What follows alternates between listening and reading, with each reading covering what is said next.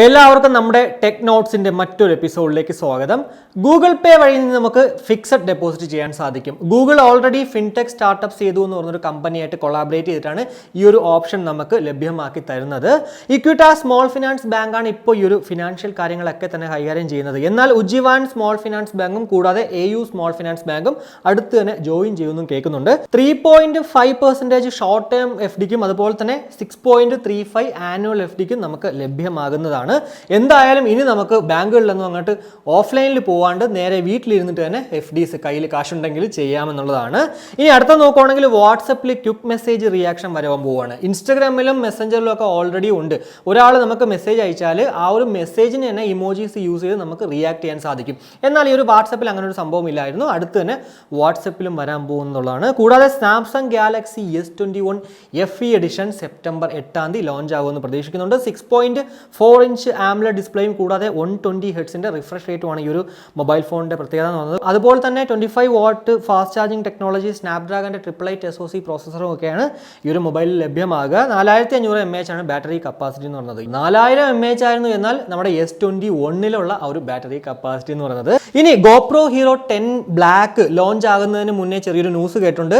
ഇതിന്റെ പ്രോസസ്സർ മറ്റുള്ള പ്രോസസ്സറിനേക്കാളും പുതിയൊരു പ്രോസസ്സർ ആയിരിക്കും. GP2 എന്ന് പറയുന്ന ഒരു പ്രോസസ്സർ ആയിരിക്കും. എന്തായാലും ഇതിന്റെ പ്രത്യേകത എന്ന് പറയുന്നത് ഉറപ്പായിട്ടും Hero 9 വരെയുള്ള പ്രോസസ്സറിനേക്കാളും കുറച്ചുകൂടി ആ ഒരു പെർഫോമൻസിൽ ബൂസ്റ്റപ്പ് ആയിരിക്കും എന്നുള്ളതാണ്. 5.3K വീഡിയോ നമുക്ക് 60 FPS എടുക്കാൻ സാധിക്കും. അതാണ് ഈ ഒരു GoPro Hero 10 ബ്ലാക്കിൽ എടുത്ത് പറയാൻ പറ്റുന്ന ഒരു സവിശേഷത. കൂടാതെ Hypersmooth 4.0 ആയിരിക്കും.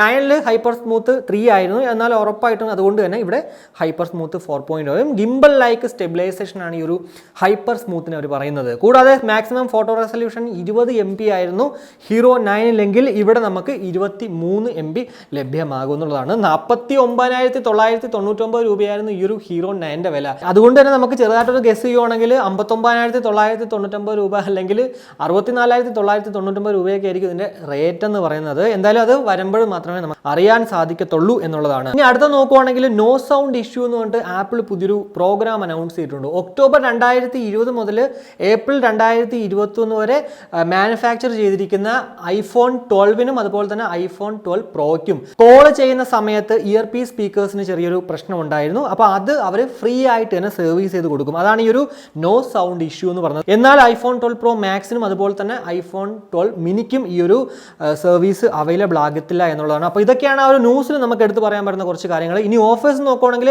ആമസോണിൽ മെഗാ മ്യൂസിക് ഫെസ്റ്റ് ഇന്ന് ലാസ്റ്റ് ഡേ ആണ്. അപ് ടു 50% ഓഫ് ആണ് ഈ ഒരു മ്യൂസിക് ഇക്വിപ്മെന്റ്സിൽ. കൂടാതെ സൂപ്പർ സേവർ ഡേയ്സ് എന്ന് പറഞ്ഞിട്ട് ഫ്ലിപ്കാർട്ടിൽ 1 മുതൽ 3 വരെ പുതിയൊരു സേവിങ്സ് ഡേ വരാൻ പോവുകയാണ്.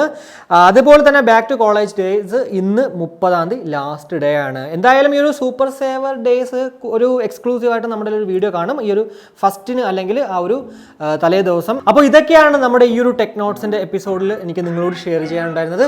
എന്തായാലും അടുത്തൊരു വീഡിയോ ആയിട്ട് രാത്രി 7:30 കാണുമ്പോഴേക്കും ബൈ.